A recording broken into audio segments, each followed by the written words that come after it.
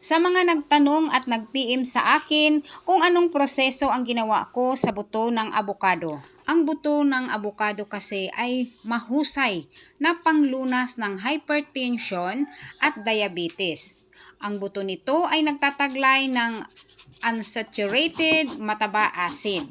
Meron din itong malawak na spectrum ng mga bitamina at minerals katulad ng protina, lipid, carbohydrates at hibla.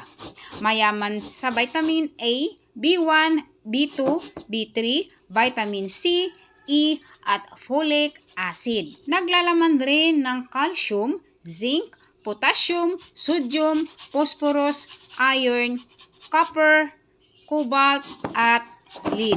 Nagtataglay rin ito ng flavonoids, tannins, saponins, kabuuang phenolics, oxalate, phytates at alkaloids. Noong kasagsagan ng abukado ay inipon ko ang mga buto at inilagay ko sa ref. Yung isang buto ay 4 na araw kong magagawa ang inumin. Bali 1/4 ng buto ikinudkud ko at nilagyan ng 2 basong tubig at pakuluan sa 5 minuto. Inumin ito pagkatapos ng agahan.